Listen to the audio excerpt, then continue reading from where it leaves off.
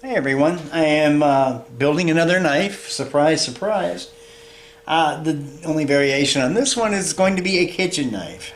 And I've had the idea of this one floating around in my head for quite some time. And what kind of got the ball rolling on finally making this knife was Craigslist of all places. Because I listed some knives on Craigslist just to see if they would generate any interest. And the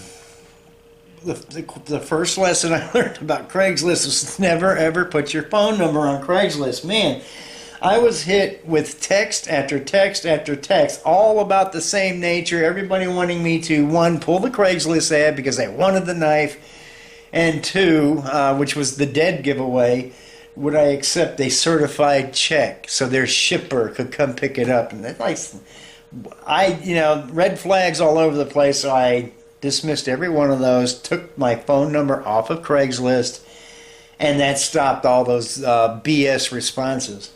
So I did get an email, though. And this email was from, actually, it's a police sergeant here in London, Ohio, who asked me if I would consider making a chef's knife. He just wanted a custom-made chef's knife. I've always wanted one, so I said, sure. Be happy to. And so I invited him over, and I wanted to show him some ideas I had and see what his ideas were. So he'd always used a 6-inch chef's knife, and that's what this is. This is off a set that I purchased a long time ago, and I like this set. So the classic chef's knife is a French design. It has this rounded belly right here, and that is conducive to rocking. So you can get up high and chop larger foods, and it's not very fatiguing just to sit there and work with it. Now, the one thing I don't like about this knife is the width of the blade, because when I come down, although it's not hugely irritating, my fingers strike the cutting board each time. So if I have to shift my grip and I'm up here, and that's, I want to put my fingers around the handle.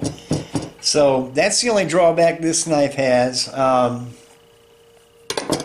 No biggie, but still, if I had to design one of my own, it would have a taller blade. Now, that's where this Santoku knife comes in. This is a Japanese design, and it does a good slice. It's a thinner blade.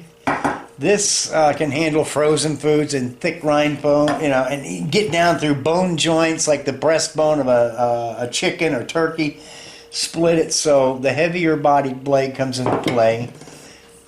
This one doesn't have such a heavy blade, but it's for thinner slicing. It doesn't rock as well as this blade because it's rather flat on the front. So if you get up higher than about an inch on this knife, then you're pivoting up on the point of the knife, and it feels clumsy. But I do like this knife because the blade is tall enough and my fingers don't contact the board. And this is a wide enough blade to where you can kind of scoop stuff and either put it in your pan or move it off your board out of your way. Similar to this, which is probably my favorite kitchen knife, which is this old Chinese cleaver that don't even remember really actually where I got this. Somebody gave this to me years ago, and I used it, liked it, and it used to have some writing on it, but it's all Chinese characters. And it's all but gone just from cleaning and stuff. But I love this knife. I use this knife to flatten hamburger patties. And I use it for chopping, dicing, just whatever. And then you can use it for a scoop to do the same thing. Get it into the pan or off to the side. So I like a wider blade. So when I told him I wanted to kind of marry these two designs, he was intrigued and he liked it. So I've been working on the design. And this is what I came up with so far. This is in paper, and it's getting ready to be in aluminum over here. I've got some 2-inch aluminum with some layout blue on it. But this retains the wide shape. It's not going to let your fingers strike. You can still somewhat use it for a scoop. And it's going to start out as 1/8 of an inch right up in here, and it's going to taper as we get to the point to get pretty fine. And it doesn't have quite as flat a profile here as the Santoku knife, so it'll still comfortably rock up to almost 2 inches high. And it doesn't have quite the rounded belly of the chef's knife, so it's kind of a marriage between the two. And I think he's going to like it. I know I will. I told him I'm going to make a prototype. And if you like it, you can buy that one. And if we want to make some changes, I'll make a second knife, keep this one. And if he likes this and buys it, then I'm going to make myself another one. But I'm just waiting to see. But I think he's going to like this. And so Kim, when it came to pick the handle material, I laid out a bunch of my knives. I said, just keep it, practical, because it's going to be a kitchen knife. You need to be able to clean it easily, and you don't want any material that's going to harbor any sort of bacteria. And some of my handle materials will do that, like the antler. He's eyeballing the elk antler, but it's bone. It is porous a little bit. It can be stained with, say, if you're slicing beets and stuff, you're going to get some red staining on this. And it's, like I said, it's porous bone, so not a practical choice for kitchen cutlery. So that one was kind of out, although we liked that. Another one was any of the woods that I use. Still, even though I vacuum treat them with the phenolic resins and stuff, and they are somewhat impervious to moisture, still it can happen, and especially in an environment where they're liable to stay wet for a long time. I steered him away from that, and I said, micarta is your best bet. I showed him this micarta handle and this hunter. And this knife will not have a guard of any kind. It's going to be integrated into the design. The guard for the knife is actually this big choil that comes down. That's your guard right there. But I want to keep the knife light and simple. So we're just going to do a simple handle like this. And this is green canvas micarta. And it has no stainless guard going across. It's a lighter knife. So we're going to go with this design. He liked the handle design. Now the only difference is I'm not going to have this finger grip on there. I'm just going to eliminate that and just go straight to the choil like you see here. This is a handle very similar to the fillet knife I made for Brian.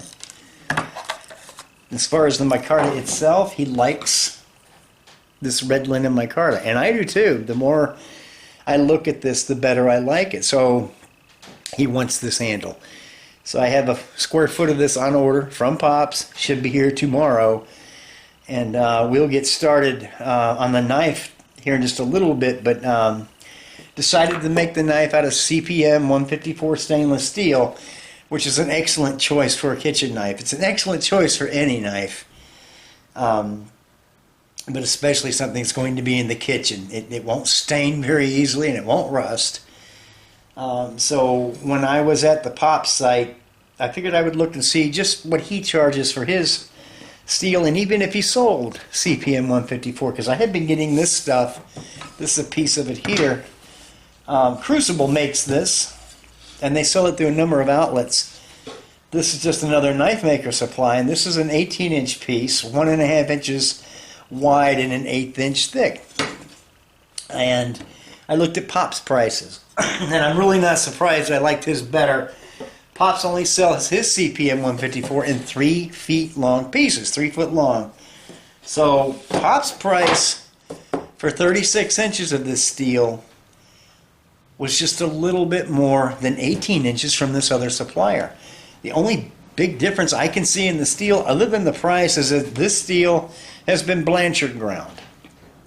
And if you look, that Blanchard grinding is rather rough, and you can actually catch a fingernail on some of it. And I have to take that grinding out anyway to get a smooth surface where I can do my layouts and work. This steel still has the mill finish that Blanchard grinding takes out. But you have to pay for someone to Blanchard grind this. I have a grinder, so I might as well just use my a 50 grit belt on that, followed by one of my ceramic 80s, and I'm to the point I would be if I had to grind off this Blanchard anyway, and you save a lot of money. Pops is my new source for CPM 154. It's just, it's an incredible business. I love their prices. They're quick on shipping. They just about anything I have ordered from them, well, everything I've ordered from them I've been happy with. They get it to you fast, and they're taking the business away from all these other suppliers who tend to rape knife makers. I'm sorry, but that's just how it is. I've dealt with just about all of them in the past.